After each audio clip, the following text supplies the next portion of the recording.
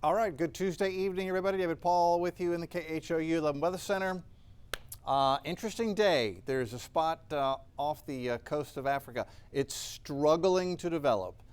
It may or may not be able to develop, and the modeling is really interesting on this. You can see the dust being ingested into it in the modeling. I'm going to show that to you here in just a minute. Dolly is the next name on the list, so we're very curious to see if that can happen. Of course, we lost a very famous Dolly today. Dolly Parton passed away today, so all of us are thinking about her and her family as well. We are here August 25th in the ramp up to September 10th, the peak of the season.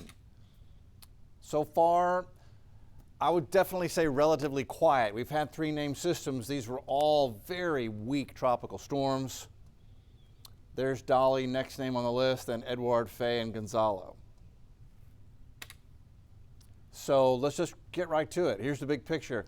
The spot here east of Bermuda has weakened, 20% chance for development. This is about to become just a North Atlantic low and send rain over toward Great Britain in about 6 days.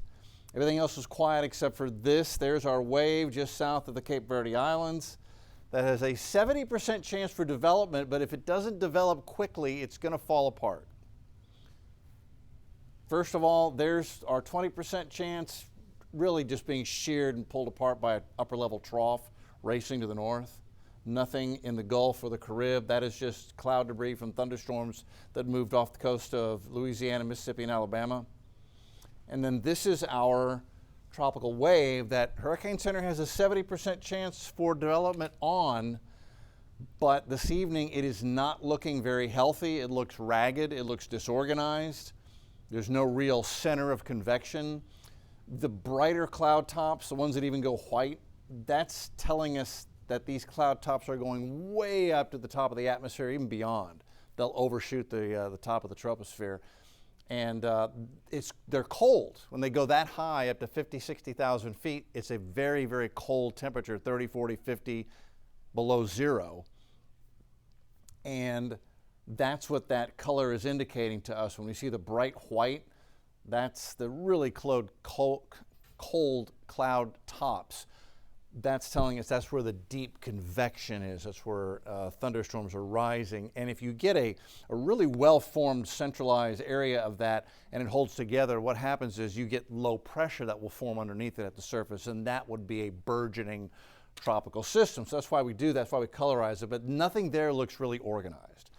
Now, if this holds together, and that's a big if, this is what the spaghetti models are doing here. And in general, they're bringing it along and then curving it to the north. And there are a lot of questions as to whether or not it's even going to make it this far as some sort of a tropical low. There's a good chance that the whole thing just fizzles out right about here. And we are going to talk about why. First of all, wind shear. So this will be moving along and trying to develop in an area where there is shear. The green areas are where the modeling is picking up shear between the low levels and the mid to upper levels, winds blowing across each other at different directions. That tilts and tears the developing system apart. And this will be trying to develop in an area where there is at least some shear. I've seen it worse, but with a system that's struggling to develop, even a little bit of shear can keep it from developing. So that's Friday. I'll keep it going, but again, there's some question as to whether it's going to ever even make it this far. That's going into Sunday. And I think the bigger factor has been and continues to be, specifically for this one, the dust. We looked at this yesterday. Remember, here's where our little system is trying to develop, right there. Here's where the dust is right now to the north. Remember, you've got this basically a broad counterclockwise circulation. Well, that is pulling in, and it is forecast to ingest dust. That dry Saharan arid layer is going to be sucked in, pulled in by the rotation, and that's like sticking a banana in the tailpipe of the car. It's going to stop the engine. So we put this in motion, and you can see over the next several days, Thursday, by tomorrow afternoon, you see the curlicue. It's trying to develop a low pressure. There's the spin, but it's its own worst enemy because it's pulling in with that low-level spin developing the Saharan arid layer. That's just sucking in dry air, and that is probably going to kill it. before it can really get going. By the time we get to Sunday, Monday, what there is or was of it is just gone. And so we've looked at the shear, the dust.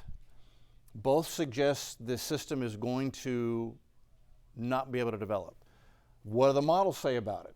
So here's our computer model run. Here comes our system. This is going into tomorrow, day after tomorrow, going into Thursday.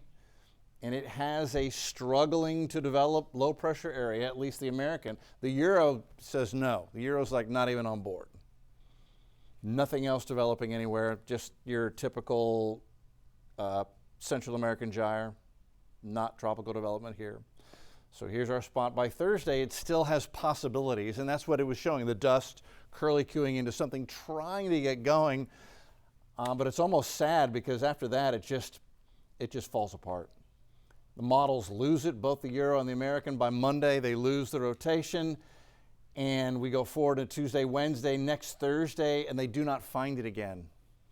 So the shear says no, the dust says no, the big global models, the American and the Euro, both say no. The American tries, but then it falls apart, and it has to do with the dust and the shear that's out there.